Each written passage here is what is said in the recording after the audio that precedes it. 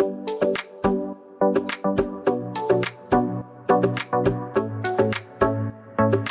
friends, welcome to Shruti's Kitchen.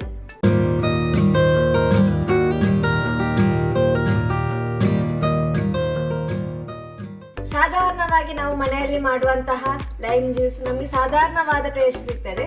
ಆದರೆ ನಾವು restaurant ಅಥವಾ ಕೂಲ್ ಬಾರ್ಗೆ ಹೋದ್ರೆ ಅಲ್ಲಿ ಒಂದು ನಮಗೆ ಪ್ರತ್ಯೇಕವಾದ ಟೇಸ್ಟ್ ಹಾಗೂ ವೈಟ್ ಕಲರ್ ಅಲ್ಲಿ ನಮಗೆ ಲೈಮ್ ಜ್ಯೂಸ್ ಸಿಗ್ತದೆ.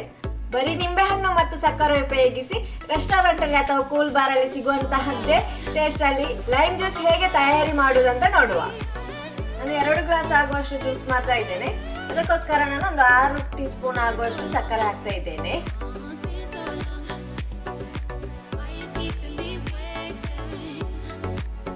ಮೊದಲು ನಾನು 1 ಗ್ಲಾಸ್ ಆಗುವಷ್ಟು ನೀರು ಹಾಕಿ ಈ ಸಕ್ಕರೆಯನ್ನು ಸ್ವಲ್ಪ ಗ್ರೈಂಡ್ ಮಾಡಿ ತೆಗೆಯುತ್ತೇನೆ.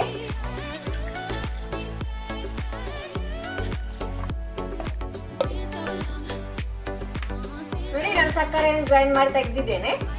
ನೋಡಿ, ನಾನು ಇಷ್ಟು ದೊಡ್ಡ ನಿಂಬೆ ತಗೊಂಡಿದ್ದೇನೆ. ಇದು ಜಾಸ್ತಿ ಹಣ್ಣು ಅಲ್ಲ, ಜಾಸ್ತಿ ಕಾಯಿಯೂ ಅಲ್ಲ. ಈ ತರ ನಿಂಬೆ ಇದ್ರೆ ಚೆನ್ನಾಗಿರ್ತದೆ. ಇನ್ನು ನಾವಿದ್ರ ಸಿಪ್ಪೆ ತೆಗೆಯುವ.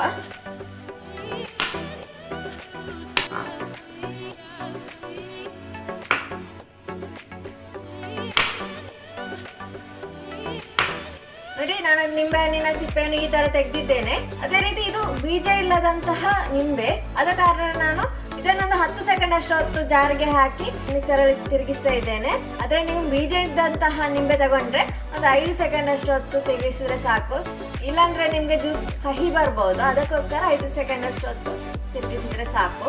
ಇನ್ನು ನಾವು ಈ ಸಕ್ಕರೆ ಮತ್ತು ನೀರಿದ್ದಂತಹ ಜಾರಿಗೆ ಈ ನಿಂಬೆ ಹಾಕಿ ಹಾಗೂ 1 ಲೋಟ ನೀರು ಕೂಡ ಸೇರಿಸಿ 10 ಸೆಕೆಂಡ್ ಅಷ್ಟು ಹೊತ್ತು ಗ್ರೈಂಡ್ ಮಾಡಿ ತೆಗೆಯುವ.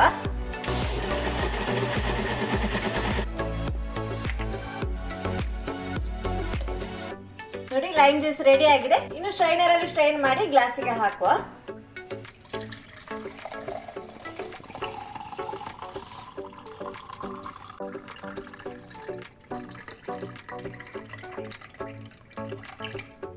ನಾನು 2 ಐಸ್ ಕ್ಯೂಬ್ ಹಾಕ್ತಾ ಇದ್ದೇನೆ. ಇದು ಆಪ್ಷನಲ್. ನಾನು ಟೇಸ್ಟಿಗೋಸ್ಕರ ನಾನು ಐಸ್ ಕ್ಯೂಬ್ ಹಾಕ್ತಾ ಇದ್ದೇನೆ.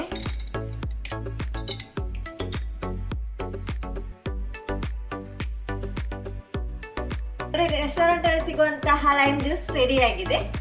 ನೀವು ಕೂಡ ನಿಮ್ಮ ಮನೆಯಲ್ಲಿ ಒಮ್ಮೆ ಟ್ರೈ ಮಾಡಿ ನೋಡಿ. ಹಾಗೆ ಮನೆಗೆ ಅತಿಥಿಗಳೆಲ್ಲ ಬರುವಾಗ ಈ ರೀತಿಯಾಗಿ ಒಮ್ಮೆ ಟ್ರೈ ಮಾಡಿ ನೋಡಿ. ಒಂದು ಡಿಫ್ರೆಂಟ್ ಆಗಿರುವಂತಹ ಒಂದು ಜ್ಯೂಸ್ ಆಗಿರ್ತದೆ. ಸೊ ಫ್ರೆಂಡ್ಸ್, ಇವತ್ತಿನ ವಿಡಿಯೋ ನಿಮಗೆ ಇಷ್ಟವಾದಲ್ಲಿ ಲೈಕ್ ಮಾಡಿ, ಶೇರ್ ಮಾಡಿ. ಅದೇ ರೀತಿ ನಿಮ್ಮ ಅನಿಸಿಕೆಗಳನ್ನು ಕಮೆಂಟ್ ಮೂಲಕ ತಿಳಿಸಿ.